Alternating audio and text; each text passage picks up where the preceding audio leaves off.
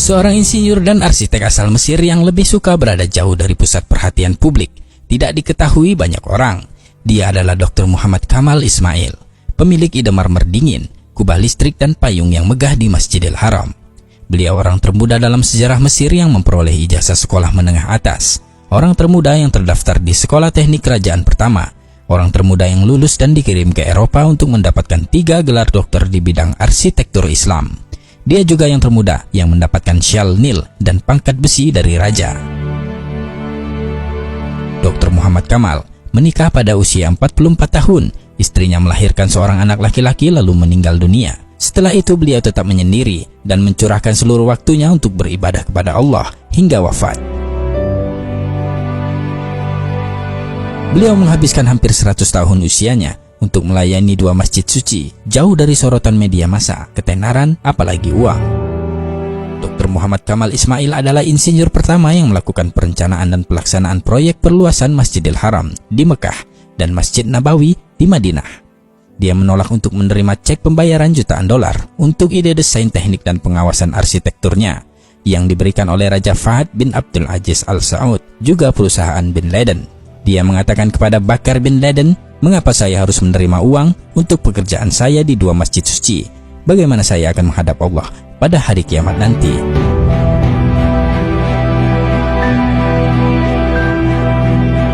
Dokter jenius ini memiliki kisah ajaib atas kuasa Allah yang menakjubkan dan luar biasa sehubungan dengan batu marmer yang dipakai untuk lantai Masjidil Haram, juga Masjid Nabawi. Dr. Kamal ingin menutupi lantai Masjidil Haram dengan marmer khusus yang bisa menyerap panas untuk jamaah yang melakukan tawaf. Marmer ini hanya tersedia di sebuah gunung kecil di Yunani. Beliau lalu pergi ke Yunani dan menandatangani kontrak untuk membeli marmer dari hampir setengah gunung tersebut, jumlah yang cukup untuk lantai Masjidil Haram. Beliau menandatangani perjanjian tersebut dan kembali ke Mekah. Setelah 15 tahun selesai pembangunan di Masjidil Haram, pemerintah Saudi memintanya untuk menempatkan jenis marmer yang sama di Masjid Nabawi di Madinah. Dr. Muhammad Kamal mengatakan, "Ketika raja meminta untuk melapisi Masjid Nabawi juga dengan marmer yang sama, saya menjadi sangat bingung karena hanya ada satu tempat di dunia ini untuk mendapatkan marmer jenis ini, yaitu di Yunani, dan saya sudah membeli setengah dari yang tersedia." Dr. Kamal mengatakan bahwa ia pergi ke perusahaan yang sama di Yunani dan bertemu dengan CEO dan menanyakan jumlah yang tersisa dari marmer tersebut. CEO itu mengatakan bahwa marmer yang ada di gunung itu telah terjual semuanya 15 tahun yang lalu. Dr. Kamal menjadi sangat sedih. Ia melangkah keluar dan ketika hendak meninggalkan kantor mereka, ia bertemu dengan sekretaris kantor. Dr. Kamal memintanya untuk memberitahu keberadaan orang yang membeli sisa jumlah marmer tersebut. Sekretaris itu menjawab bahwa akan sulit untuk mengetahui dari catatan yang sudah sangat lama. Atas permintaan Dr. Kamal, ia berjanji akan mencari berkasnya. Dr. Kamal kemudian memberikan alamat dan nomor hotelnya dan berjanji akan mengunjunginya kembali keesokan harinya. Dr. Kamal mengatakan bahwa ketika meninggalkan kantor dia berpikir, "Mengapa saya ingin tahu siapa yang membelinya? Dalam hati saya berkata pada diri saya sendiri, Allah akan membuat sesuatu yang luar biasa terjadi," ujarnya.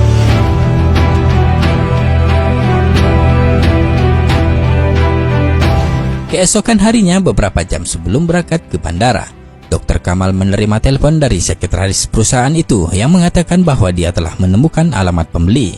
Dr. Kamal pergi ke kantor mereka dengan langkah lambat sambil berpikir, apa yang akan saya lakukan dengan alamat pembeli tersebut?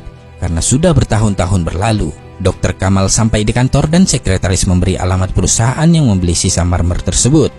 Dr. Kamal mengatakan bahwa jantungnya berdegup kencang saat mengetahui bahwa perusahaan yang membeli marmer tersebut adalah perusahaan Saudi Arabia.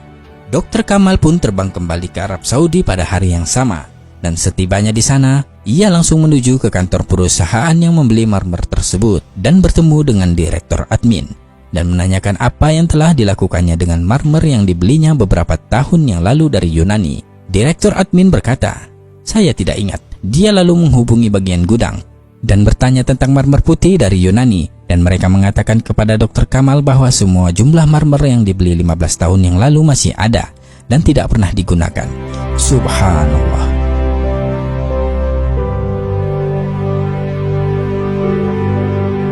Dr. Kamal mulai menangis seperti bayi, dan selanjutnya dia menceritakan kisah lengkapnya kepada pemilik perusahaan. Dr. Kamal memberikan cek kosong kepada pemilik perusahaan dan memintanya untuk menuliskan jumlah yang diinginkan. Ketika pemilik perusahaan mengetahui bahwa marmer tersebut adalah untuk Masjid Nabawi, ia berkata, "Allah membuat saya membeli marmer ini dan melupakannya, karena marmer ini dimaksudkan untuk digunakan di Masjid Rasulullah." Allahu Akbar.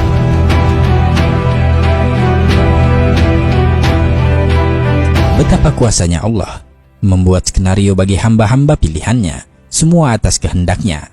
Dr. Muhammad Kamal Ismail meninggal pada 2 Agustus 2008.